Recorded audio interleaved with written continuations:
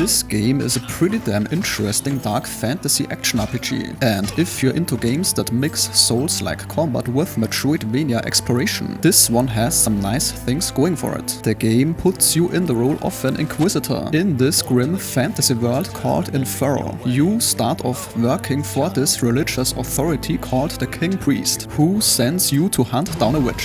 Things get complicated when you encounter a witch early on, who transfers some strange energy to you before dying. There's this corruption called entropy affecting the world, and you start hearing voices. So very clearly, your witch hunt isn't as straightforward as it seems. So this game has a class system. You can choose between multiple different starter classes, like a Vanguard, Rogue or Spellcaster. As you level up, you unlock extensive talent trees that let you specialize your character with new abilities. The combat has a very good feel to it. You have your typical light and heavy attacks, dodge rolls with decent invincibility frames, and special abilities that use a resource that builds up during combat. Everything here feels extremely smooth.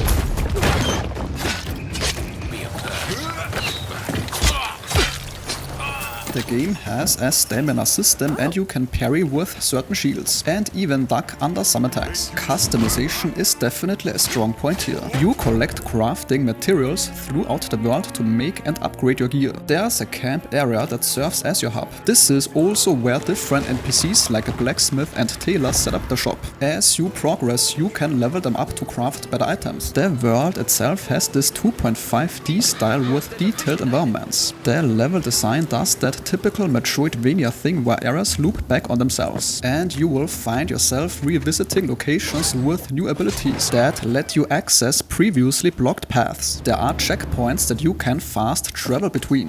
What completes this package is how the progression works. You are consistently finding new materials, diagrams for crafting, and equipment with different stat scaling. If you want to focus on a bleed build, there are skills for that. The game even has a cooking system where you can make food that gives you temporary buffs like health or mana regeneration. The boss fights so far provide a good challenge with unique mechanics. There are even secret bosses hidden throughout the world for thorough explorers. If you are into games with meaningful customization, a moody atmosphere, and combat that rewards patience and skill, this is worth checking out. And that sentence concludes today's video. If your time was respected, a like or comment is very much appreciated.